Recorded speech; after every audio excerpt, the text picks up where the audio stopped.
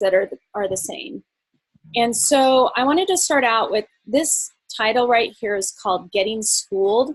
I thought that was so clever. It was not the title of Gatto's piece, which is against school. A bunch of students either had no title at all or they used Gatto's title. But when you're writing an essay, the very first thing that someone's going to see is the title. And I loved this one. I thought it was creative. It's very simple. It makes you want to read it. And you think about the fact that you're getting schooled because the schooling is happening to you, but also Gatto is sharing his perspectives about what school does. So before I read these and talk about them a little bit, I wanted to ask you, what did you guys like most about your own writing?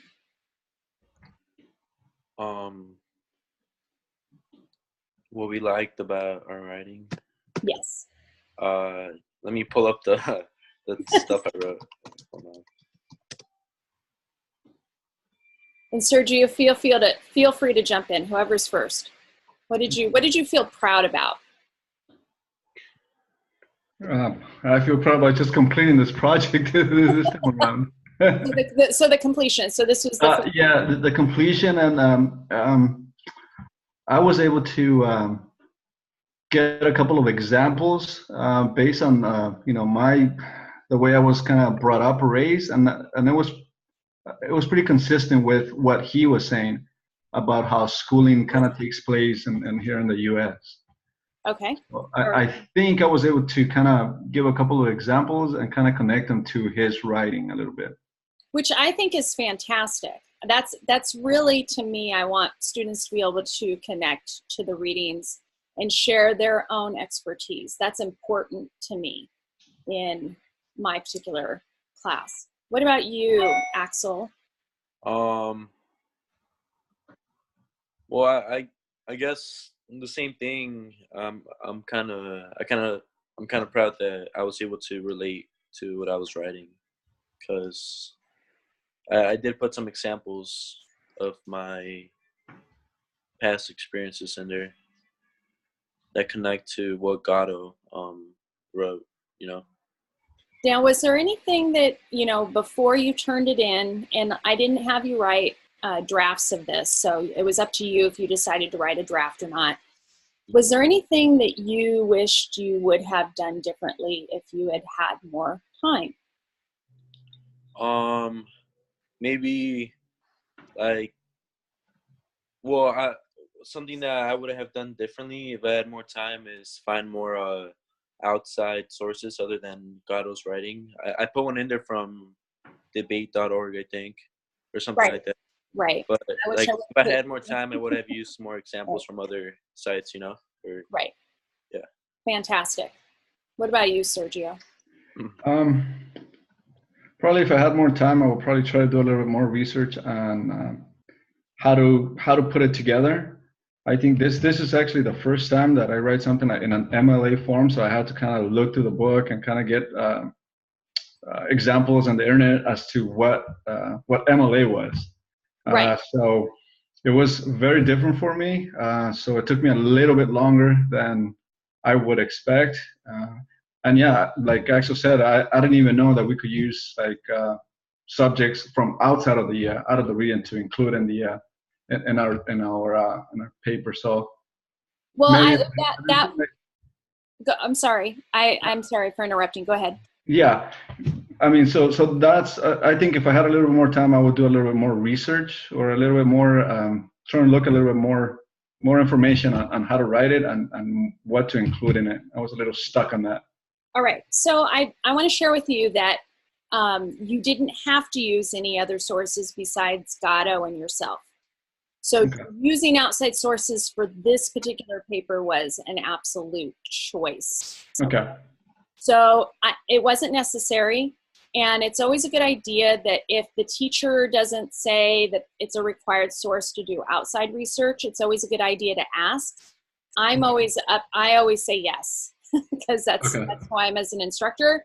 But some instructors would say, no, just stick with this. Okay, to the program. Yeah. Well, I wasn't sure if I was able to use outside sources or not. I just used it because my last English class, my teacher said that like try to, I guess, think outside the box. So if your Right. only source is some writing by an author or something, try to do deeper research, you know. Which is generally speaking, that is a good place to go. That is general, but the reason why you might want to ask is because the teacher may think, no, I want to see what you could do specifically with a close reading of this one source. But like I said, I am always good with 99% of the time.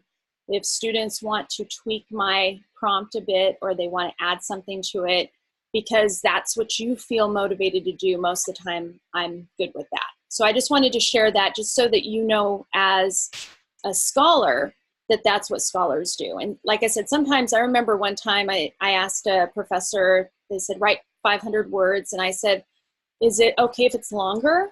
And the professor looked at me and said, no, you have to learn how to shorten it to 500 words. That's not what my goal is for this particular class, but that is not a bad trait. The other thing I want to share is that every single different discipline has something that they use for formatting, whether that is MLA or APA or something else. And so if a teacher has asked you to write a paper and they haven't specified what format, you should ask them. I have 2 master's degrees. One of those degrees I used APA. The other one I used MLA. So, you know, my English is MLA, Modern Language Association. I'm going to show you a little bit about that today. But I just wanted to let you know that that's, you know, always a good question to ask. And sometimes teachers don't care and they'll say, just use something. So that's always a question to ask. I also want to share that I am the type of teacher that I really want students to take risks. So rather than reading a safe, boring paper, I would rather you take a risk and try something you haven't tried before and maybe fail at it. And what I mean by fail is that it's not that it's a bad piece of writing, it's just not doing exactly what you want it to do. I try to give students a safe place in which to do that. And if a student took a risk in a paper and didn't get the grade that they wanted at the end of the day, I welcome students to say, hey, I took a risk here, it didn't pay off, and can I resubmit? And I'm always willing to work with students. And the reason why I say this is because this is the last composition class where you really have an opportunity to dig in and focus in on your writing. And I really want you to find this to be super meaningful. I've had students and my kids, their friends' parents, ask me if I would tutor them because in their jobs they can't advance because they're not good enough writers. And so I really find that if students come, they do their best, they're open to failing, they're open to trying to challenge themselves, that this class is actually is extremely useful to them. So I just want to share that with you as well. Okay, so I'm going to share just a couple of things that I'm not going to read all 3 paragraphs, but I am going to make these Google Docs available in our class by this afternoon, so if you want to go back and check. But I liked right here, I like the title, and I also like this first sentence where it says, modern day schooling has negatively shaped the way how the current generation feels about schooling, according to Jonathan Taylor Gatto in his article Against School, in which he claims that schools were mainly established for a variety of reasons that have little to do with learning. What I like about this sentence, first of all, it has the full author's name and it has the title of the text. That's just always a good move to make sure that you're mentioning that if you're going to be writing just about a single text. The other is that it gives the claim, the main claim of the author, right? So he talks about how it's negative for students and that school was actually put together for other reasons. So this sentence packs a lot right into it, which I found to be a really positive thing. And so in the next essay, you're not going to be just using one source, so you're not going to necessarily in the very first sentence introduce, and you don't always have to introduce in the very first sentence. That sentence could have gone, you know, towards the bottom too. So there's different places where you could put sentences, but I like that it includes all of those things. Does anyone have any questions or comments that they'd like to make? No. Okay. All right. This one right here, let's see. I chose this one because it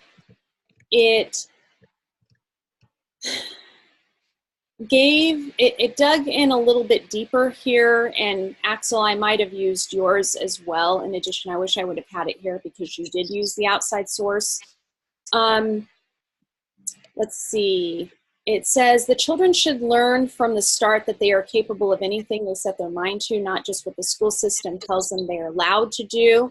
And I actually fixed this, but I'm showing you that what you do is, here's an introduction to a quotation that's a full sentence long. Then you have a semicolon here because it's a full sentence. And then this quotation is introduced.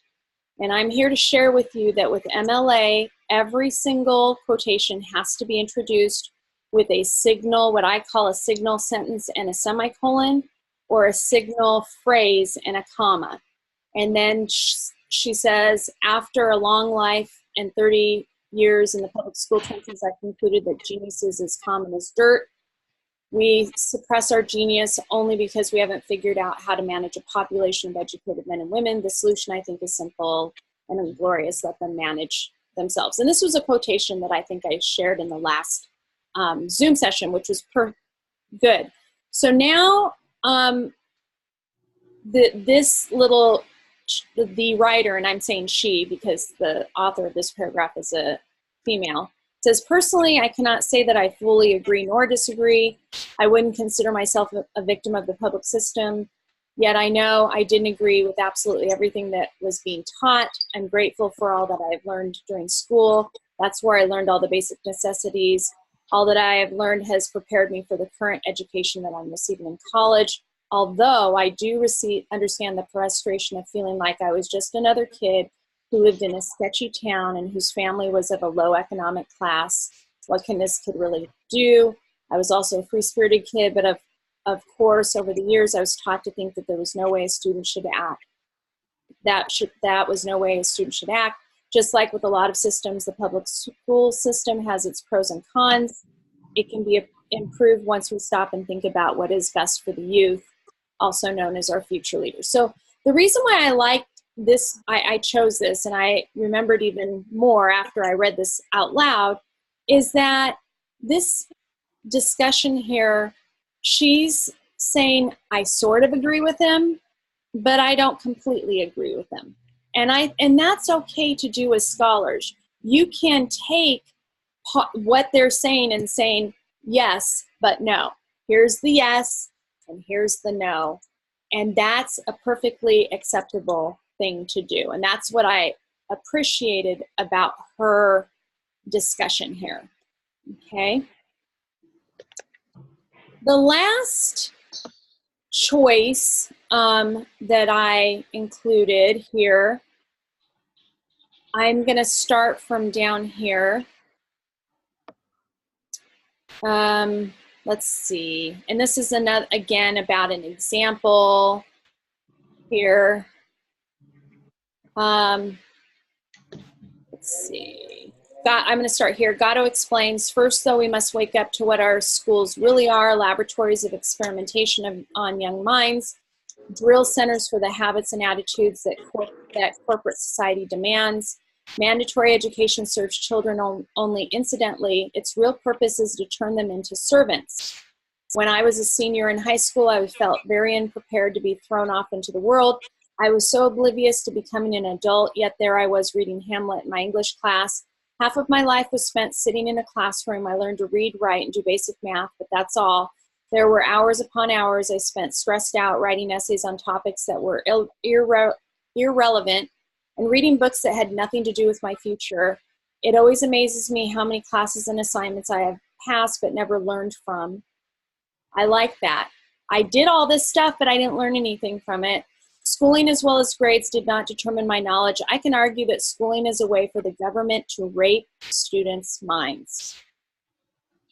I loved this last sentence because it gives a really powerful word picture that finishes up what this discussion is right here. So I really, really love this. And Axel, I think I might end up, before I published this, going back and getting yours and adding your paragraph too, where you use the outside source. But I wanted to share these as examples of paragraphs that had some really strong parts to them, okay? Does anyone have anything they want to say or share here? No. For the title, the paragraph with the title, you thought that was good. Like, how long should a title be? That's a great question. I love that question, Axel, and I will tell you why. What I recommend with the title is that you have a catchy title on the top, and then you have a colon, and then underneath you have an explanatory title. So it would be Getting Schooled, colon, and a summary and personal narrative based on Gatto's Against School. Okay. The second part is explanatory but boring, but it explains what's going on in the piece. The first part is interesting. So you could have a title as short as one word. I would probably say, 5 words would probably be your max for the title that captures one's attention, right? The reason why you would want to have a title that captures one's attention in, a scholarly realm is obvious, is that if it sounds interesting, then somebody might read it. The reason why you might have your secondary title is so that the reader knows what they're looking into, because you're searching for these articles to do research on, and you want to make sure that it's based on what you're trying to study. Yeah. Okay. Does that answer? is that good enough? Yeah, that's yeah. Okay. All right. So yeah, it could be one word. It could be a really good word. Now but I will tell you, for every essay that I knew I was going to get this, so I wasn't as frustrated.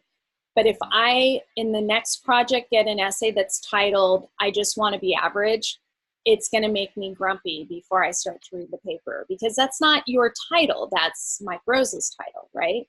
Yeah. So, or project number 2, I want the author to invite me in, to want to read your idea. Yeah.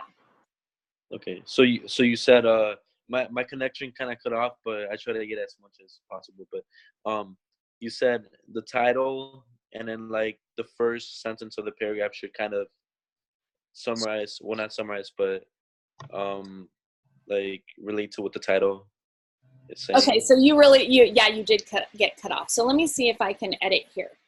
I'm still talking about the title. So I would change this to Getting Schooled, colon, and I would do a 2-line title.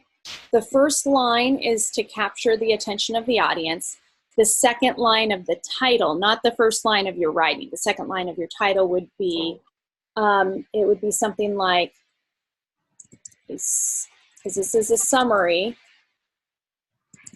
and personal,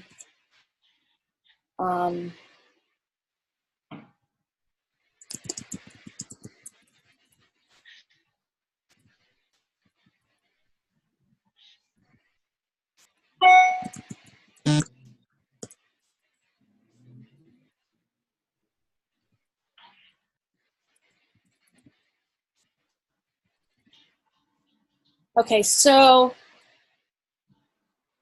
there's not any extra spacing. I just made this less spacing for this, but this is the interesting title. This is the explanatory, boring title. And I say it's boring because it is, but it explains what the paper is about. Yeah. That way, because when you're writing a scholarly paper or composing for scholars, the goal is to get published in a scholarly, you know, some kind of scholarly magazine or book or something. And so people are looking for this in the library, for example. Go to the Cerritos College Library and they're looking for an article about Jonathan Taylor Gatto, and they'd find this. They'd see, oh wow, this is really cool, you know, getting schooled. This sounds interesting. And then, oh, okay, this will work or this won't work for what I'm looking for. Yeah. Okay. So that second line is kind of what you're expecting in the writing. I'm suggesting. Mm-hmm. I'm highly suggesting. Highly suggesting. Gotcha. Yes, and this would be the title, and this would be a subtitle. Mm-hmm. Yeah. Okay. Okay. All right. So let me ask you, do you want to move towards discussing the project a little bit now, or do you want to talk about MLA a little bit more? Okay. I have a quick question about MLA. Yes. So after you write down a quote, you see how it says 115 in parentheses, well, down there? Yeah. That one example you showed. So is that like the page number or what is that? Yes, that is the page number. And I will show you here. So, Fred, can you get the dog, please? Okay. So this is an example. So the basic rule is you have a quotation mark. You have your quotation with the quotation mark. You have the parenthesis with the author's last name, page number, parenthesis, period. So it looks like this. So this is the page number. So it's the page number that you got in your textbook, okay? If it's something you have found online, if it's a website, you don't have a page number, but in the work cited at the end, you would note that it's a website. But whenever you are quoting something from our textbook, this is the rule for in-text citations right here. Yeah, so this is the page number. And for that one, you will include the actual, like in this case, Gatto, and not the author of the book or the actual book? That's correct, because the author of Rereading America is the editor, and he did write things. Who are the authors? It's Columbo and somebody else. Yeah. Thank you. Columbo, Cullen, and Leslie. Yes. Yeah. So you know, unless it's commentary that is from the textbook that you are quoting. Let's say it's from the introduction of a chapter that's not written by one of the authors. Okay. That's when you would use Columbo.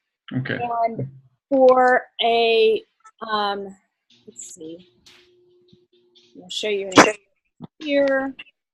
I actually have a link to a paper here. I want to go down to the,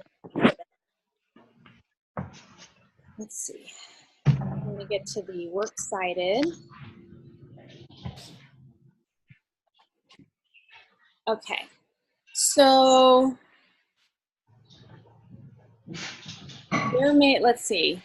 Your choice would be to use, this is an example of a works cited that's in alphabetical order based on the last name, okay? You would choose in a writer's reference a work from an anthology. That's what you would choose, okay? So the first author would be Gatto, Jonathan Taylor, period. And then you give the title of the text, but then you would have the editors of the book, okay? So, let's see, books. I'm looking to see here. Let's see if there's an example here. I'm looking to see if there's one here. If not, I mean, I have them on Canvas, but I want to see. Is that like a website or something where everything's Yes, under? yes, it is called Purdue Owl, which I think I mentioned in the scavenger hunt. Purdue Yes. is the name of the school. Yeah, it's I there. have this page right here, this MLA page that I opened up. I have this linked, so it's the Purdue Online Writing Lab. I have it linked in from this MLA heading and text citations. It's right here. Oh, it's up there. Okay. I didn't Yeah, see it. and you'll have both of these. I'm gonna make sure that I send it in my announcement with the video later this afternoon. So, I don't know if you know what this is, but I've used it in the past. It's called Noodle Tools. Called what? I've used it in the past. It's like an MLA format thing. It like Okay. cites sources for you. It's called Noodle Tool, I think. It's called Doodle Tool as No, opposed to like, I sorry, think it's called Noodle Tool. Hold on. Noodle Tool. Okay, Yeah. Noodle Tool. And it's similar to something like Easy Bib or something. Well, it just you type in all the information about the site or book or whatever, and then it does the citing for you. You just copy and paste it onto your paper. Okay, so it's telling you. So let me look this up for us. Let's see if we can get this. Sorry, with the Zoom. Zoom makes everything slow on the computer. That's fantastic. So let's look. Let me make sure it's called Noodle Tools. Yeah, Noodle Tools. Yeah. Okay. Like this. Well, I'm getting the LS is coming. Sorry, it's just slow. Noodle Tools. There we go. Like this. Yeah, Noodle Tools. Yeah. Right. I try to log into it, but I don't know if Cerritos like doesn't work with it or something. Cause my old school, College to Do page, they had a whole link to it, and then they let you work with it for free and to cite resources. I don't know, but you just basically you type in the information about the website or the author, whatever, and then they would like cite it for you. You just copy and paste it onto your paper. Interesting. All right, I'm going to keep this open and I'll link that in. So is it not free? Oh, it says Noodle Tools for free. So I guess there's premium features, but there's also some free stuff. Yeah. I tried to log into mine, but it wasn't letting me. I don't know if it's because I'm not a part of the school no more. So I was just wondering if, I guess not, since you didn't know what it was, but like my old school, they gave us a free account just because we attended that school, you know. So right. I'm gonna find out. I'll ask the library at Cerritos if they've ever heard of this. Obviously, Mount Sac uses it, so maybe we can. Yeah. Thank you for sharing that. I've never heard of that before, and so thank you. I always learn something new. All right. yeah, and they give you different options like MLA, whatever the other one's called, like APA. Yeah. APA. Yeah, APA. Fantastic. Well, I will tell you that Purdue Owl is very helpful. Some students use EasyBib. I think that some of the sources that if you get them straight off the Cerritos College Library, they actually already have them cited for you if you click that option. If you click MLA too. I am going to quickly go over a couple of rules, and then if you want me to ask, I can discuss the specifics. Okay? So you just let me know. Okay, so so in your writer's reference, there is an entire MLA section. For Gatto's piece and text that you were using from Rereading America, you choose text within an anthology. That's the one you choose. And I will find that and put that up, okay? So rule number 1, every quotation or paraphrase must be cited in the text in your essay and the work cited, both, okay? So if you have it cited within your paper, you need to have a work cited at the end. I did not mention to anybody, yes, you had a work cited, no, you didn't have a work cited. I'm just sharing with you all now that the fact that you cite Gatto in your work, you should automatically have a work cited just for that one single piece. And what it's called, if there's only one work in it, one text or one film or one source, it's called work cited, okay? If there's more than one, it's called works with the S, plural, okay? So if you don't do that, you're seen as plagiarizing. Just letting you know, okay? Yeah. Any question about that particular rule? No. Yeah. Got it. So, yeah.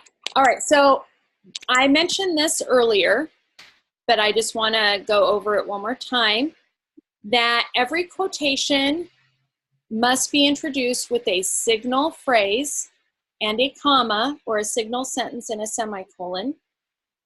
Not doing so is called a dropped quotation. That is a big no-no. So you can't just stick a quotation in the middle of your paper. It has to be introduced. But it can be introduced with Gatto argues, comma, or it can be introduced with a whole sentence before it with a semicolon. So a lot of times it's a really easy fix just to put a semicolon right before that quotation.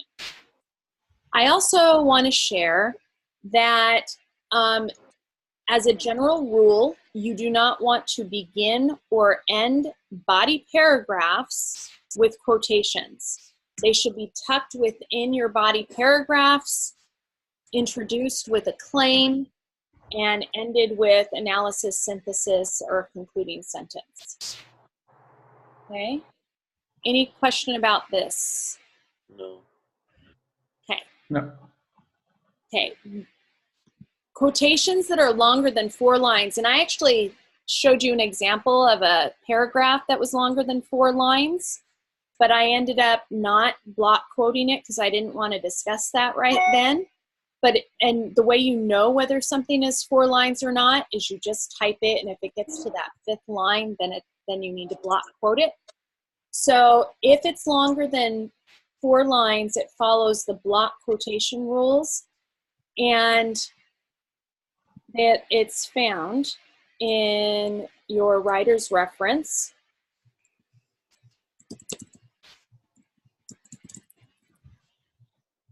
And Purdue Owl, and I have a sample of what that looks like below if you'd like to see it. Does anyone want to see that? Yeah. I do. Okay. So I have specifics here. So basically what it is, you're writing. You have a signal sentence or a signal phrase, and then here is the quotation. What's interesting, what's different is that the period goes here and not at the end here. Okay? So that's what this block looks like. Okay? I do want to say a generic, I should put Prof ML because you're like, what's ML? So a generic rule is that if you're writing papers that are shorter than 5 pages, use no more than 1 block quotation. For papers from 5 to 7 pages, you may use up to 2. So you don't want to use tons of block quotations, but every once in a while you have a really good quotation, you want to use that whole thing, then that's okay.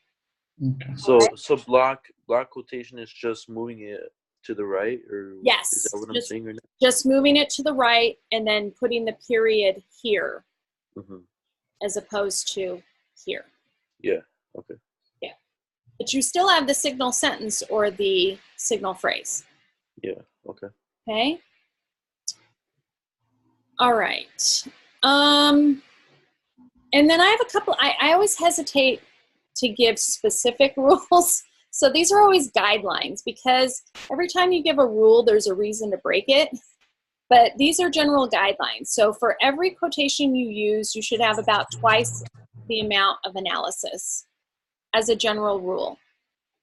And then the question always is when do you use quotation? You use them as evidence to back up your claims about a text or generic idea. Another way to have evidence is to share details from the text. So you don't always have to use a direct quotation. You can sometimes use a detail from the text as a piece of evidence. But I will tell you that most scholarly writing does include quotations. Most English teachers and history teachers want you to use quotations. The difference, though, is that how you use a quotation in English is going to be different than how you use a quotation in history, and how you use a quotation differently in some other area. So you always want to keep in mind the purpose of the quotation and how to use it, that if you're not sure, you should ask your teacher. I remember when I was in college, I took an English class and then I took a history class, and I figured, well, I know how to write a paper, and so I wrote a paper and they marked all these things. The history teacher marked all these things wrong that I'm like, wait a minute, this would have been okay in my English class. Well, English has different, the goal of English and literature and looking and critiquing writing is very different in English than it is in history, than it is in anthropology. Well, anthropology is history, that is different than science, etc. So just keep that in mind, that, these are some general guidelines. Does anyone else have any questions about this? No. No, I'm good. Okay, so I want to take one quick moment to show you one other thing before we go to the project. I love this. Oh, did they move us? Oh yeah, it moved us. I wanted to go to the paper. Let's see. What's great is you can choose all these different things. I want the sample paper. Here it is. I love this because there's all sorts of information about MLA. So Purdue Owl. Okay, so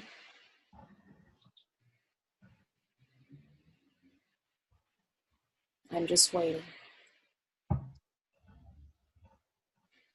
So the heading for the paper includes the author's last name of the paper, the professor's name, the English course that you're taking, and then the date.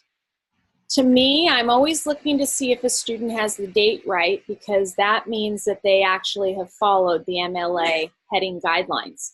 Why this is important is that every once in a while I want to know that students are understanding how to follow instructions. So MLA, the date is day, month, year. That's it. Everything is double spaced. Everything. So you do your heading and then you go down to your title. There's no extra spacing here. You format your paper by putting your last name and the page number, and you can always choose in Word or Google Doc to insert page numbers, and it will give you options for that. For the first page, it's supposed to show the number and your last name, because yes, yeah. For MLA, I know that sometimes teachers say, oh, you don't have to do that, but for MLA, yes, yeah. Okay. All right. And then here is the title. Okay, they don't have a subtitle. I just was talking to you about subtitles because I think that's a great idea. But then you go down just to the very next line and you indent in with your paragraph. Okay, and what's great about this paper is that it gives all these different discussions about, if your paper is long, you may want to write about how your paper is organized. This is about a research paper here, this is a research paper. Yeah. And they're giving subheadings for the research paper, which I will have you guys do when you write yours. Again, to show you that here's the quotation, last name, page number, parentheses, period. And then everything that's in the actual, oh, here's a block quotation. And then we go to, this is a long paper because it's a research paper. They added some notes. Sometimes teachers have you do that. The